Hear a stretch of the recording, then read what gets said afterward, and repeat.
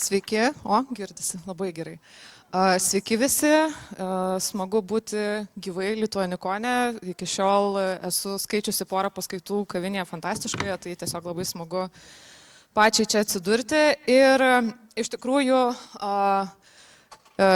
savotiškai pasipildys tai, ką jūs girdėjot prieš tai buvusio prelegento paskaitoje pranešime apie lenkiškąjį kontekstą, apie upiurus.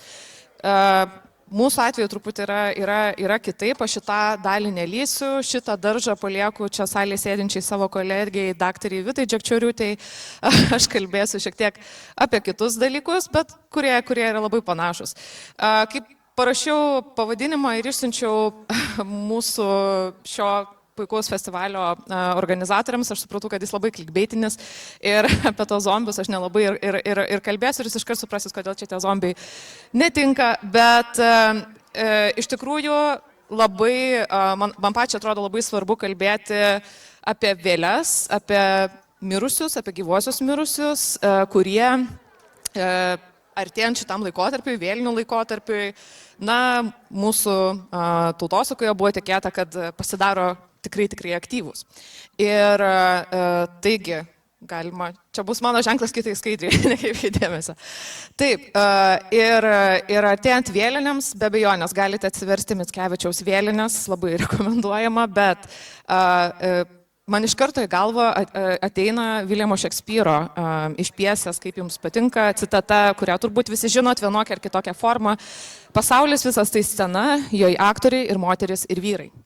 Ir ši frazė, turint omeny, kad iš tikrųjų gyvenimas yra teatras, kaip dar yra mėgstama sakyti, jinai koreliuoja siejasi su tokiu vieno labai gerai žinomo, gal nežinomo kai kam, bet dabar susipažinsite, prancūzų sociologo, etnologo Žano Didie Urbeno tokia mintimi apie mirtį.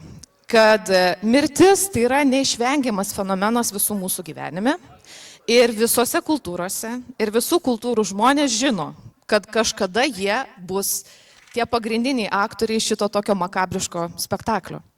Ir iš tikrųjų, turint tai omenyje, man atrodo labai tas memento mori motyvas, barokinis, jis yra labai geras karts nuo karto prisiminti ir ypatingai artėjant šitam tokiam tamsesniam laikotarpiui. Taigi, po truputį įvedinėjau šitą temą.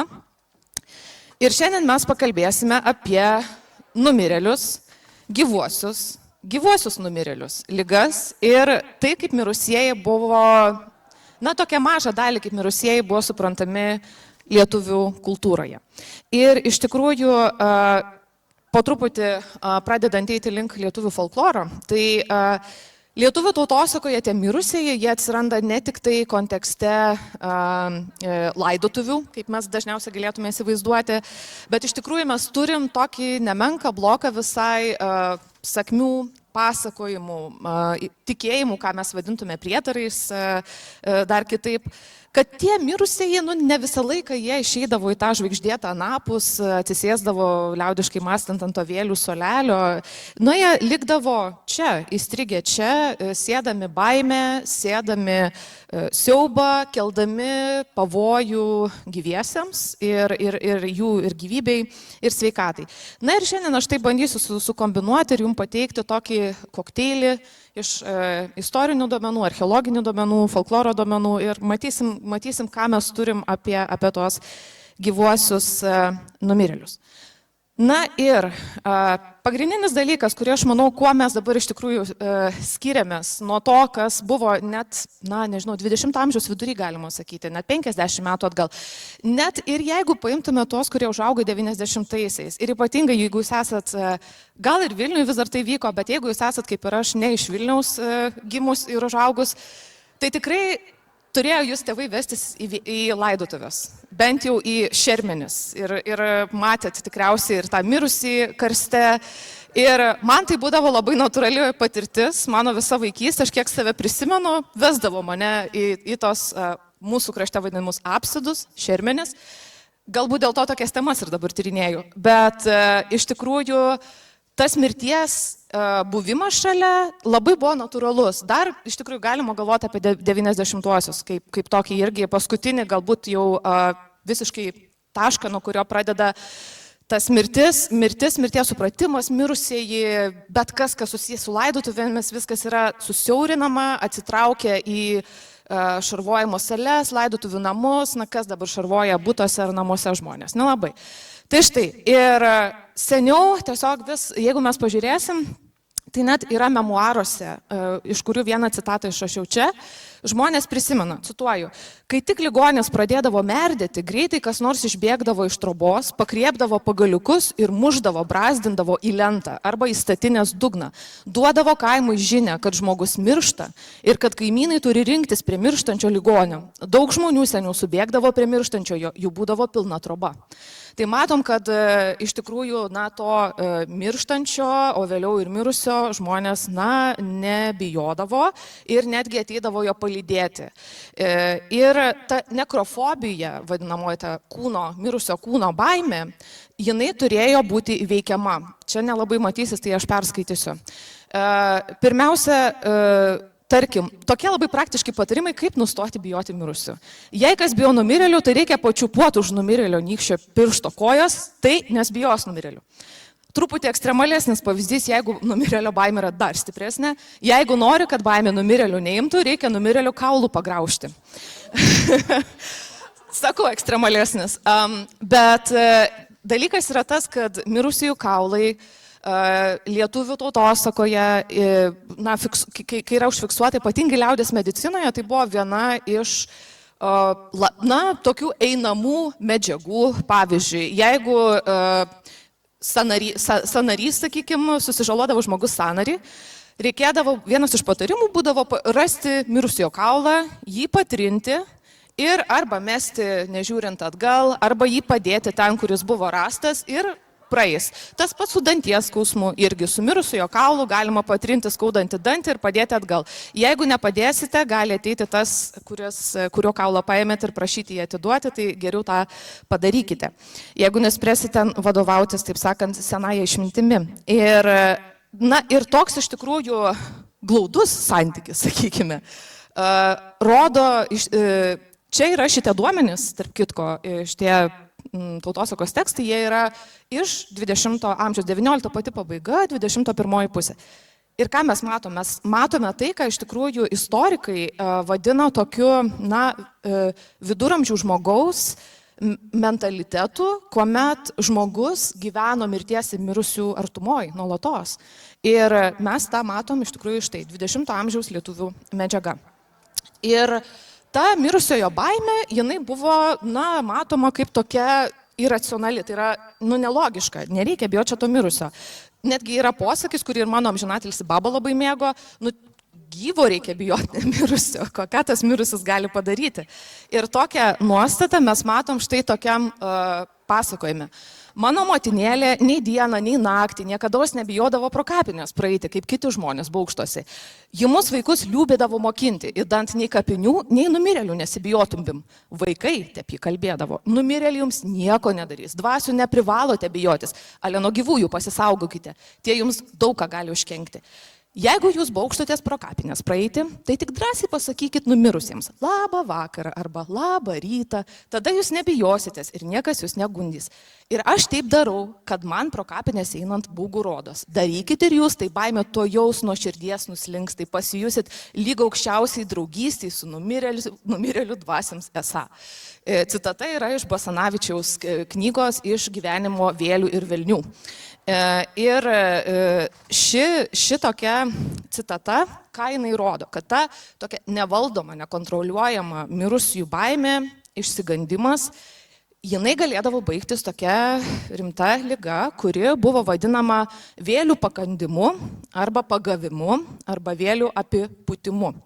Ir štai, kaip čia tos vėlės atsiranda šitoje vietoje?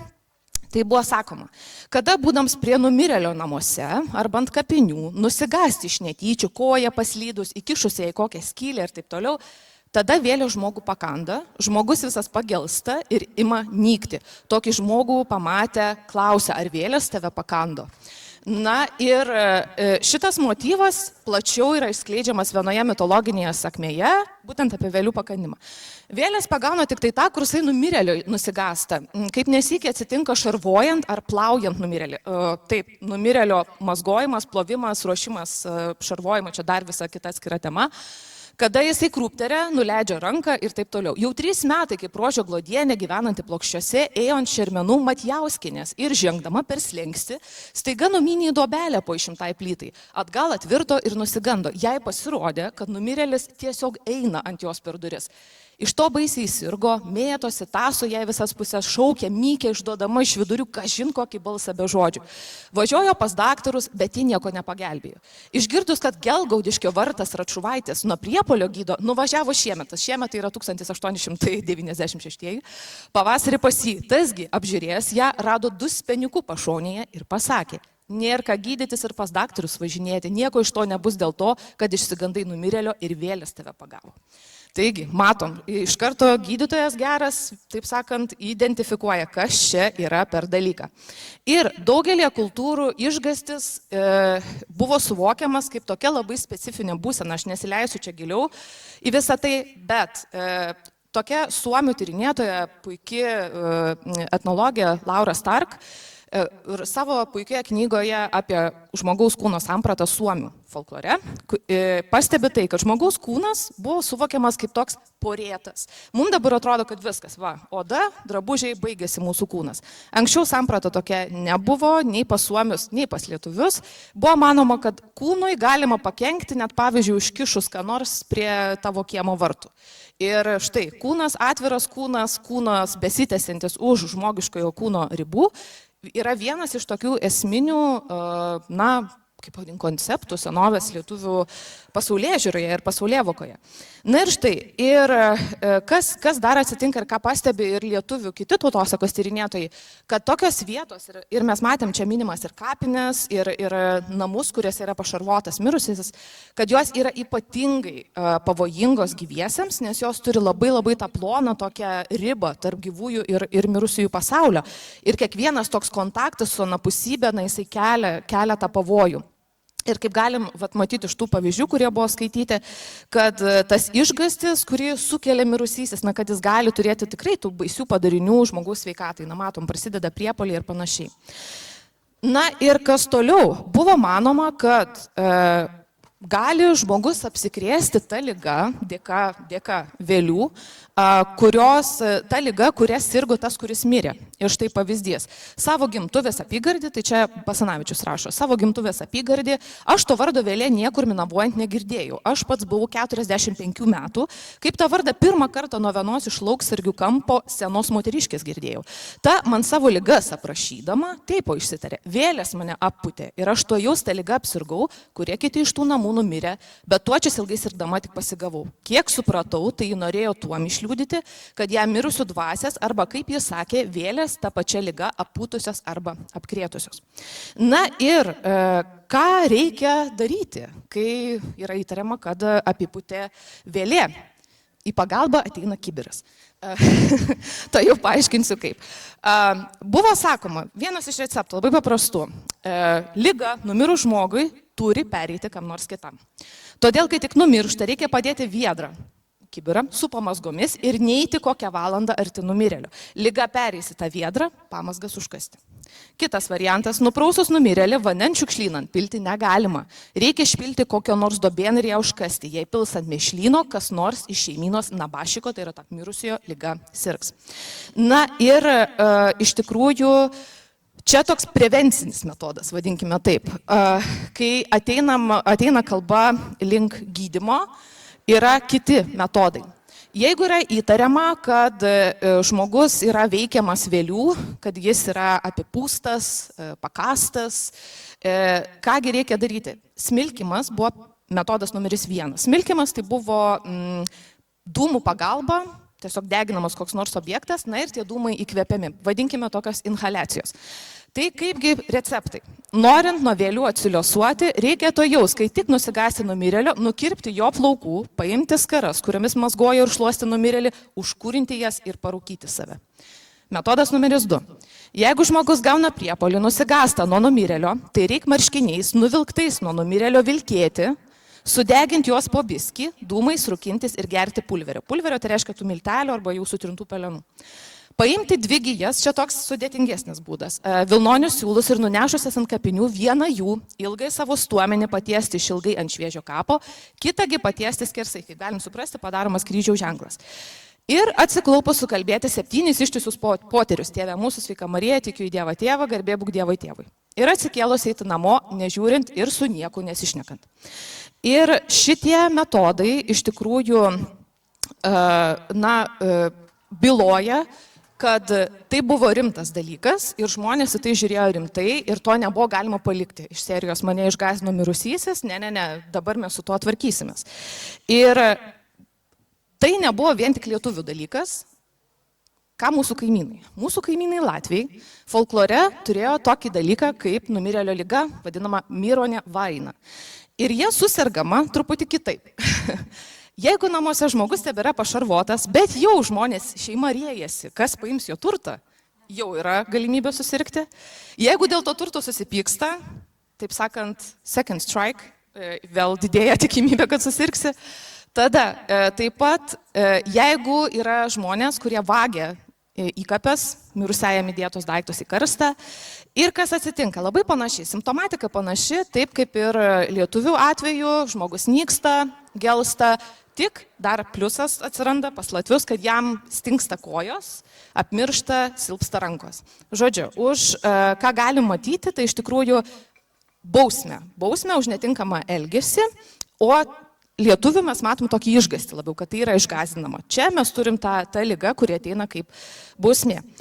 Taigi, galim matyti, kad yra 2 ligos. Yra pakandimas, pagavimas, kuomet žmogus išsigąsta numirusio, ir apipūtimas, kuomet jisai suserga tą ligą, kurią, tikima, kad ta vėlė mirusiojo, ta liga, kurios mirė, ir apkrečia.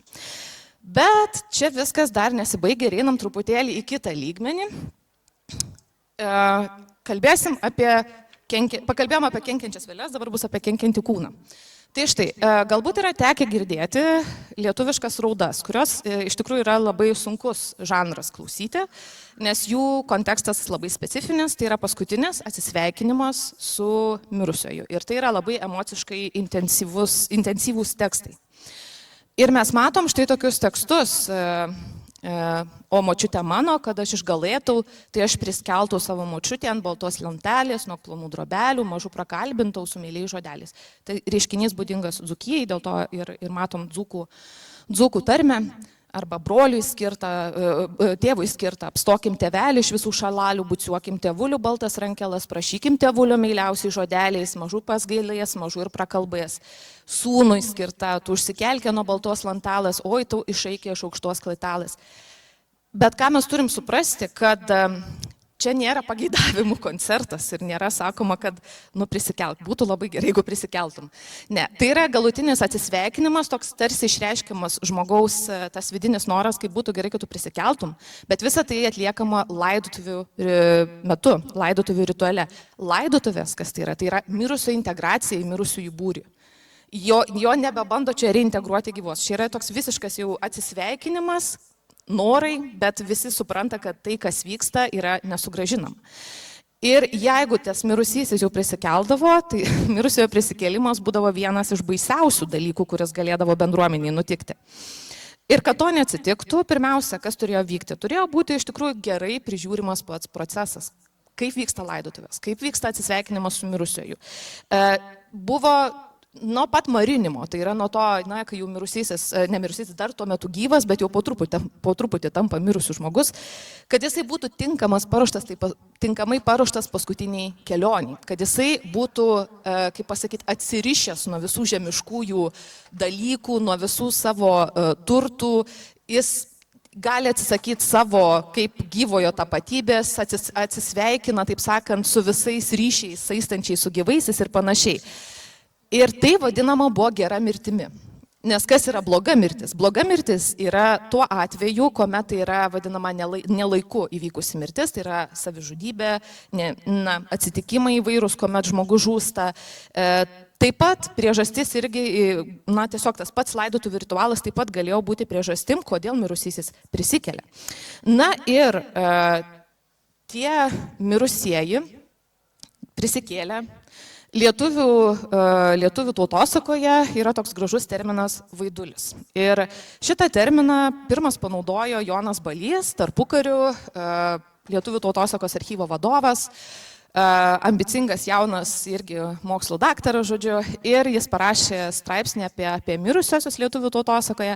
Ir tai yra terminas, kurį jis pasirenka vartoti, ir aš jo, taip sakant, šitą tęsiu šią liniją ir vartoju šitą patį terminą, bet pavadinimų yra kitų. Bet su šaknim vaid ypatingai, ir tas pats vaiduoklis irgi kai kada sakmėse jisai gali reikšti tą prisikėlusį mirusįjį.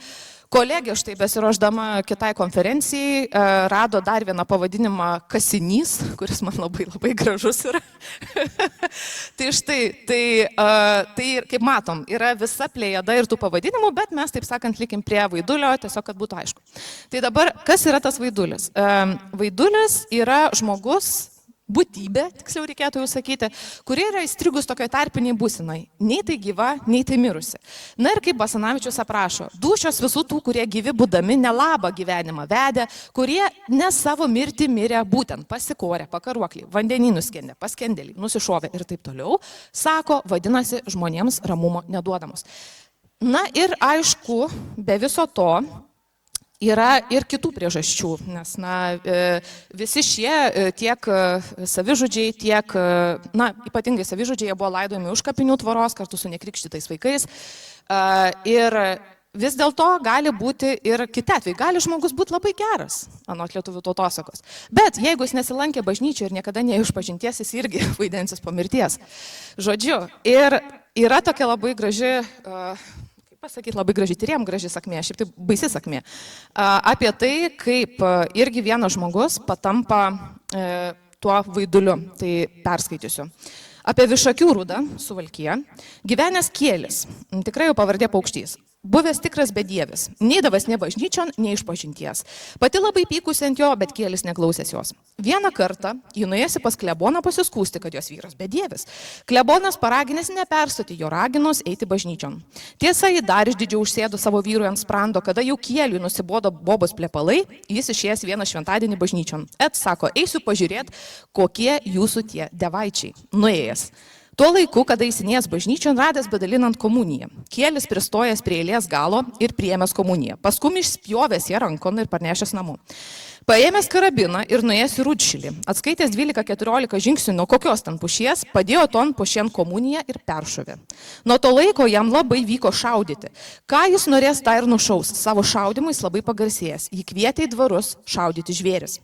Apylinkiai buvo vestuvės. Kėlis nuėjo tenai ir klausė, ar nereik šviežios mėsos. Tuo iškišęs pro langą karabiną, pasirodžiusi lapę, nušovęs. Visi, žinoma, nusistebėjo. Kėlio kaimynas turėjo vaikiną apie 12 metų. Tas vaikas mėgė šaudyti, bet jam nesisekė. To vaiko tėvas prašęs Kėlio pamokyti jo vaiką šaudyti. Kėlius sutiko. Ilgą laiką jis nesakė savo mokiniui paslapties. Bet vieną kartą, kada Kėlis buvo gerokai girtas, pasiėmė su savim vaikiną ir išėjo į miškus. Receptas nelaimė. Miške jie atsisėdo. Kėlis norėjęs miegų ir užmigęs. Prieš gulstent jis įsakęs vaikinui neimti jo karabino. Kur tau iškenties vaikas? Lygutį Kėlius užmigęs, vaikas pasiėmė karabiną ir bandęs šauti. Bet kai tik jis pradėjęs taikinti, pamatęs, kad velnias turi lapę, lapelės tik ašaros byra, vaikas persigandęs ir pametęs karabiną. Greit atsibudo Kėlis. Jisai suprato, jog vaikas ėmė jo karabiną ir užsipuolė ant jo, bet vaikas neprisidavęs. Tada Kėlis liepė vaikui paimti ginklą. Paskui jie žingsniavo nuo tos pušies 14 žingsnių ir liepė vaikui šauti. Lygu tik vaikas pakėlė karabiną, kaip pamatė, jog prie pušies dreba nukryžiavotas Jėzus visuose kraujuose. Vaikas persigandęs, metęs karabiną, na ir bėgti. Kėlis norėjęs jį nušauti, bet pats sau gerklę persišovė. Vaikas, žinoma, viską išpasakojo.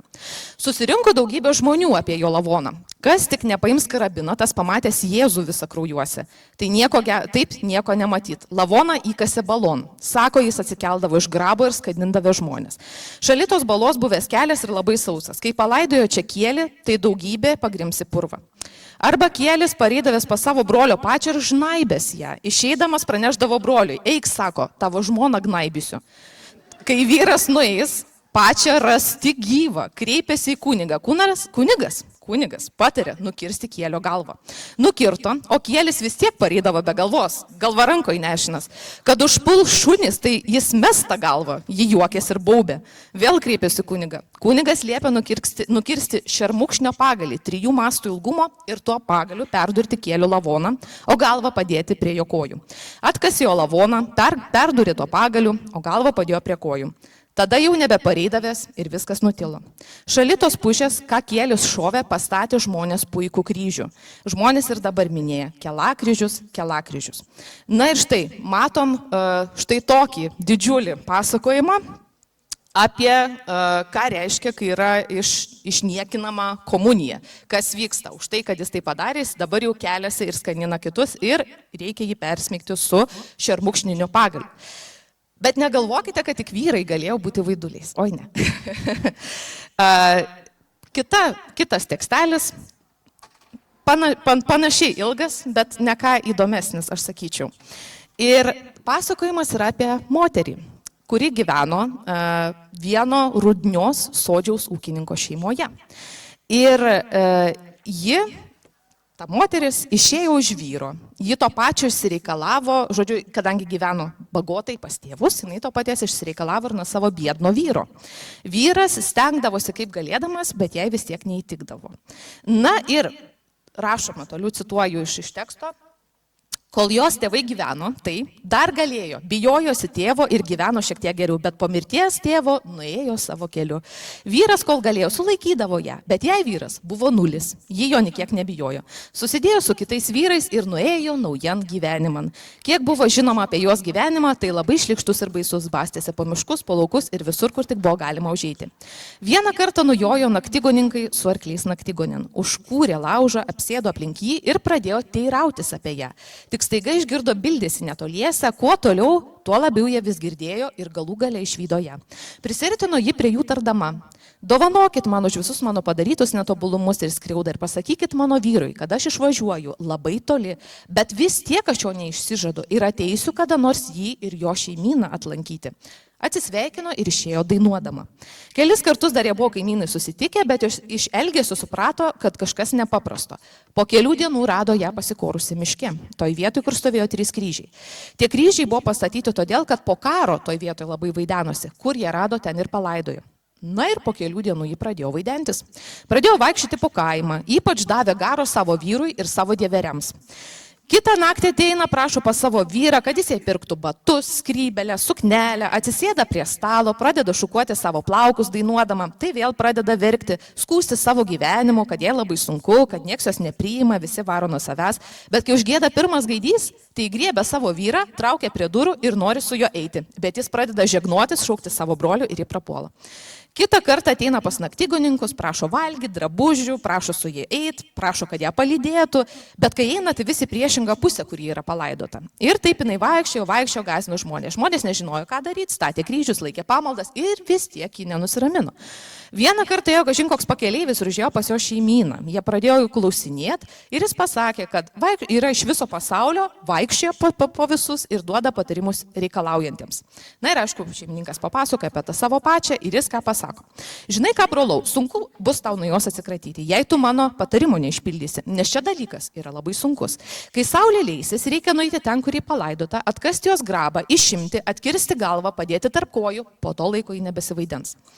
Jis abejojo ir kartu bijojosi to padaryti, nes manė, kad kai nueis, tai jį griebs, bet ką darysi, reikia žmogui gelbėtis nuo piktųjų dvasių. Vieną gražų vakarą susirinko vyrai ir moteris ir eina prie tos vietos. Pradėjo atkasdinėti, atkasė, išėmė grabą, bet bijojo atidaryti, niekas neišdrįsta. Bet galų gale vienas drąsuolis atsirado, sušuko: vyrai, moteris, kalbėkit už mane poterius, aš einu atidaryti. Atidarė, pažiūrėjo į ją, ji gulėjo kaip gyva. Niekas nepasakys, kad jinai jau ten 3 metai pasikorus. Paėmė drąsuolis kirvį, nukirto galvą, padėjo, kaip buvo sakyta, vėl užkalė grabą ir palaidojo, kaip buvo. Nuo to laiko ji daugiau nesivaideno. Ir pas mus dabar taip tiki, bet nežinau, ar daro taip. Ir kontekstas. Tai buvo, nežinau, kelintais metais, maždaug 18 šimtmetį Ašmenos apskrityje, Dieveniškių parapijoje. Tai matom irgi štai tokį įspūdingą pasakojimą apie tai irgi, koks žmogus gali tapti vaiduliu.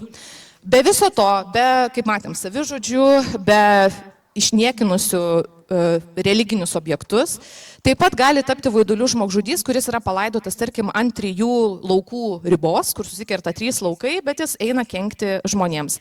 Aišku, atsiranda dvarininkai, nes jie tai jau tikrai tie, kurie kenkė baudžiauninkams, taip sakant, gyvi, iš jų kraują tiesiog siurbė ir čia dabar, taip sakant, neduoda ramybės ir po mirties. Bet kas vyksta, kai po mirties ateina tie numirėliai? Jie elgiasi, sakytume, dvejopai. Štai jie grįžta ir elgiasi taip, tarsi iš vis net nebūtų mirę. Ateina vienos žmonos miręs vyras, atsisėda, laiko rankoje karsto viršų. Nu, čia taip nelabai patogu. Žmona nueina, klausia, ką daryti. Na ir jis pasako, reikia puoštis. Ir kai ateina numirėlis ir klausia, kur taip eisi, kur taip puošiesi, reikia atsakyti, kad eisi vestuves. Kokias vestuves? Brolis su seserė ženijasi. Na, jinai taip ir pasako. Numirėlis atsako, na, iš Pakutavos. Tai yra jie iš Atgailaus. Viskas gerai, čia yra gerai. Brolis su seserė yra gerai. Nieko. Jis grįžta kitą vakarą. Žmona klausia, kur tu eisi? Į veselę, į vestuves. Tėvas su dukterim ženijasi. Iš Pakutavos juodų gali dar būti. Trečią naktį vėl jis eina. Žmona vėl puošiasi. Jis vėl klausia, kur taip eisi, kad taip puošiesi? Kūmas su podė ženėsi. Krikšto tėvas su sutvirtinimo motina. Na, juodų jokių būdų, be iš Pakutavos reikia išeiti. Viskas. Žodžiu, yra pastatoma prieš, bandoma parodyti, kad yra kažkas visiškai neįtikėtino, tarsi norima parodyti, kad tas numirėlis laužo taisyklės, kurios yra nusistovėjusios ir taip, kaip jis ateina gyvas, taip ir čia pradeda vykti kažkokie neįtikėtini dalykai. Kita sakmė taip pat gali matyti šiek tiek kitokį vaizdą. Jeigu čia yra tiesiog pareina ir net nesupranta, kad yra miręs, čia eina kankinti, ką girdėjom ir prieš tai tose 2 ilgesnėse sakmėse. Tai, pavyzdžiui, vyrai, čia Prūsijos buvusios teritorijai, vyrai mato, kad lenda žmogaus ranka iš kapo su skepetaite. Na, po to ir antra ranka, visa žmogysta galų gale, išlipa iš to kapo, atsistoja, nusipurto žemės ir nueina link kaimo. Tarpe jojančių buvo 2 vokiečių, jaunų vaikinų. Ar žinote, ką vyrai, sako tuo 2 vokietuku? Tenai eina mūsų motina. Jinai pareina kas naktį ir smaugia mūsų tėvą. Grįžkime, vyrai, nes rupūžė mūsų tėvą parėjus užsmaugs. Tai matom, kad tiesiog jau yra bandoma kovoti, jau tai yra matoma kaip ženklas, kad būtina eiti, daryti tvarką ir negalima palikti. Na ir iš tikrųjų, mirusieji jie neduoda tiems gyviesiams ramybės ir tų susidūrimų pasiekmė kartais būna iš tikrųjų labai tragiška. Štai pavyzdžiui yra užrašytas pasakojimas, kuomet, tarkim, prisikėlęs vyras pasmaugia lopšyje gulinti savo sūnų ir panašiai. Bet visa tai dar nesibaigia, nes mirusieji gali pradėti kenkti ne tik šeimai, iš kurios jie yra išėję, ne tik tai artimiesiams, bet ir visai bendruomeniai. Na ir neretai buvo pradedama sieti su epideminėmis ligomis. Tai yra, jeigu žmogus, kuris miršta ir po jo pradeda mirti visi kiti, buvo pradedamas įtarti, kad jis tikriausiai irgi yra vaidulis. Ir štai vienas iš anksčiausių šaltinių, kuriuos mes turime tai užrašyta, jis yra taip pat iš Prūsijos ir jis yra 16 amžiaus antros pusės. Ir tai yra iš Kasparo Henenbergerio, tokio didesnių Prūsijos krašto žemėlapių paaiškinimo. Ir čia yra pradžia šito teksto. Ir teksto pavadinimas yra pasakojimas, kaip nuo maro miręs žmogus ėdantis likusius gyvuosius. Ir kas vyksta? kad tai buvo Maras, štai matom 16 amžiui. Na ir čia pasakoja iš dvasininko perspektyvos, kad dviejose parapijos kaimuose siautė mirtis. Iš vieno kaimo atėjo pas mane 3 valstiečiai prašydami leisti palaidoti. Jie paminėjo ir vietą. Aš jiems leidau laidoti, tik uždraudžiau toje vietoje, kadangi man jau buvo pasiskundęs mokytojas, kad jie mirusius užkasa jam prie pat durų, kad jis net negalintis patekti šventorius skambinti varpais, nors šiaip jie turi pakankamai vietos, kur laidoti. Jie man pasakė, kad buvę girdėjo, jog pirmas asmuo, kuris kokiame nors kaime mirštantis maro metu, atsisėdantis karste ir ėdantis paklodę, ir kol jis ėdantis toli toje vietoje nesiliauja mirti žmonės. Ir tai būtų atsitikę ir N, tai čia yra tome kaimelėje, bet kai jie iškasė pirmąjį ir radė kažkokį tai žmogų, sėdinti ir ėdantį, jie nukirtė jam kastuvų galvą ir tada Maras liovės. Na ir jis pateikė dar porą pavyzdžių, taip pat apie ryjantį žmogų paklodę ir panašiai. Ir tai yra reziumuojama tokiu sakiniu pasakojimą, kad prieš keletą metų vienas geras kaimo kunigas netoli Karaliaučiaus pats stovėjęs prie kapo ir stebėjęs, kaip atkasė tokį žmogų. Tegul susimyli Dievas, kur yra tokie ganytojai. Žodžiu, tai yra pasmerkiama, kad tai yra netinkama praktika krikščioniškame krašte. Bet atrodo, kalbama ne apie 16 amžių, 16 amžiaus antrą pusę. Bet jeigu mes pasižiūrim, prašau, tekstai 19, 20, 19 pabaiga, 20 amžiaus. Jeigu vienam žmogui mirus, paskui jo daug kitų miršta, tai reikia pirmutinį atkasti, nukirsti jam galvą ir padėti tarp kojų. Tai daugiau taip žmonės nemirs. Arba, jeigu atkasus numirėlių, po kurio mirties miršta daug žmonių, randa burnoj, apžiojas turi, apžiota kepurė, jeigu boba tai skarelė, tai reikia ištraukti ir pripilti smėlio, tegul ėda smėlį, nes kai turi burnoj kepurė arba skarelė, tai sako, kad ryja gyvų žmonės, todėl po jos arba jo mirties tankiai ir kiti žmonės miršta. Na ir galų gale, ką girdėjom ir mūsų prieš tai paskaitoje, buvo cituota kolegos Lukašo, kad jeigu kūdikis gema su dantimis, ten taip pat buvo pavyzdėlis, toks tikėdavo, kad jis miręs ėda visą savo drapanas, o pakol jis suėda, tai žmonės miršta ten tame kaime, kuris numirė. Dėl to, sako, reikia tokį kūną atkasti ir atimti nuo jo drapanas. Šita tikyba dar ir dabar užsilaiko. Tai štai. Ir matom, kad tie mirusieji tebesiejami su epideminiam lygom, nes tai nebebūtinai bus maras, tai gali būti šiltinė, gali būti cholera, kitos lygos, bet tiesiog jeigu yra pastovios mirtis, tai net ir praėjus 300 metų nuo Henenbergerio užrašymų, tai vis dar vyksta. Ir be abejonės, ne viename tekste, kas matome minima, yra tai, kad numirėlį galima įveikti jam nukirtus galvą. Ir ypač svarbu yra, kad jis tos galvos vėl negalėtų užsidėti. Nes kitaip jisai sugrįžta ir tęsia tuos kankinimus. Na ir pavyzdžiui, citata, jau paskui nukirto galvą vienas, iki jam nukirto galvą ir padėjo paskojas tą galvą. Jis parėjęs į žmoną metą su galvata. Na žodžiu, jis pasiekė tą galvą, jis tą galvą naudoja kaip įrankį. Arba, pavyzdžiui, dėl ko jis yra įtariamas, jeigu yra įtariamas žmogus, kad jis yra vaidulis, tai karste jis yra guldomas kniūpščias, tai yra veidų žemyn. Citata, kada kniūpščia nelaikį paguldo, nelaikys yra tas dar vienas pavadinimas, tai jis nevaliant kelių atsiklaupti, tai tada ir negali vaikščioti. Ir jeigu ir tai nepadeda, ta prasme, ir tas apvertimas jau jo, tuomet karstą, ką ir matėm prieš tai kitoje sakmėje, yra perverima kuolų. Na ir čia citata kita. Kai maža buvau, kalbėdavo, kad viena pamirusi ateidavo namo, tada ją atkas ir kniūpščių padėjo. Vis ateidavo. Tai kai pušinių kuolų perverė, tai daugiau jie nebepasirodė. Na ir kas yra labai svarbu, kad šituos, taip, tai čia buvo tie pavyzdžiai. Dar kita tada skaidrė. Štaigi, mes turim archeologinius pavyzdžius, kurie liudija, kad šita praktika iš tikrųjų yra egzistavusi. Ir Gintautas Vėlius, archeologas, štai savo knygoje sieja su šitais ramybės neduodančiais mirusiaisiais 13-14 amžiaus Kernavės kapinyne rastus 5 išskirtinius palaidojimus. Na ir štai ką jis rašo, 2 vyrai bei moteris palaidoti kniūpsti arba beveik kniūpsti. Vienas vyras ant dešinio šono. Viena moteris palaidota nukirsta galva bei rankomis. Panašu, tai čia ir matoma tą kapą dešinėje. Ir panašu, kad moteris iš pradžių buvo paguldyta į kapą tvarkingai, kaip eilinė bendruomenės narė. Tai rodo kapo vietą kapinyne, o ne už jo ribų, taip pat skeleto padėtis, citatos pabaiga. Tai iš tikrųjų šitie išskirtiniai palaidojimai yra aptinkami ir kitose šalyse, ir pavyzdžiui Anglijoje, tarkim, ir aplinkinėse, toj pačioj Lenkijoje taip pat irgi. Ir tai rodo, kad, na, ta praktika, jinai egzistavo visose šalise, visiškai nepaisant, kokia tai yra religija ir tas kultūrinis kontekstas. Tai štai turim tokius štai pavyzdžius. Na ir ką, ir dabar belieka reziumuoti, ką mes čia šiandien sužinojom, kuo aš pasidalinau čia su jumis. Tai yra, kad lietuvių kultūroje, tradiciniai kultūroje mes turim mirusiosius, kurie grįžta į gyvųjų pasaulį ir grįžta dviem pavydalais. Pirmiausia, tai yra kaip vėlė. Vėlė, kuriai per kūčių vakarienę, tikiuosi, vis dar paliekate nenukraustytus indus, čia tos gerosios vėlės, tos globojančios vėlės, bet nebūtinai, kaip matėm, ir kaip vaidulis, tai yra tas gyvas numirėlis. Taip pat, kaip tai gali atsitikti, dėl ko yra grįžtama. Tai yra pirmiausia netinkama mirtis, ta bloga mirtis, savižudybė, nelaimingas atsitikimas. Kaip matėm, gali būti labai ir nedoras gyvenimo būdas, netinkamas gyvenimo būdas, netinkamai atliktos laidotuvė apeigos, kurių metu buvo nesilaikyta draudimų kažkokių ar kažkas apeita ir panašiai.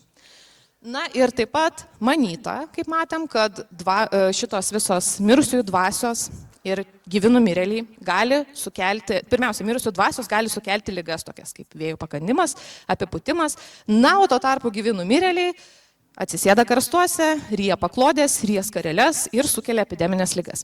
Na ir ką reikia daryti, tikriausiai dabar čia aš kaip kokį instruktažą skaitau, kad jeigu tai yra tas nelaikęs numirėlis ir jis siejamas yra su epideminiam ligom, ką reikia daryti? Atidaryti karstą, nukirsti galvą, įdėti tarp kojų, atimti įkapes, jeigu jos yra burnoje, apversti, perverti kuolų. Na, jūs jau visą dabar tikrai turėsite arsenalą patarimų.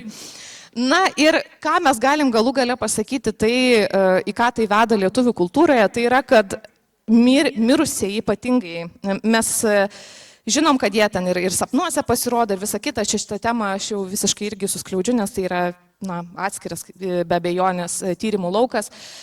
Bet kai mirusieji yra pradedami sieti su lygomis, mes matom visiškai, kaip prasiplečia jų įtakų dar zona, galių spektras, kad jie suvokiami yra ne tik tai kaip ramybės drumstėjai, ne tik tai va čia pasirodės kažkokia vėlė ir sakysim, kad man batus pamiršo įdėti į karstą, bet pasirodo iš tikrųjų kaip mitologinės būtybės, kurios gali paveikti žmogaus sveikatą, kurios gali atimti gyvybę, jau nekalbant apie tai, kad gali vakare atsigulus ateiti ir užnaibyti neblogai. Tai žodžiu, turėkit šitą omeny ir kągi, ačiū už dėmesį, labai buvo smagu jums su to pasidalinti.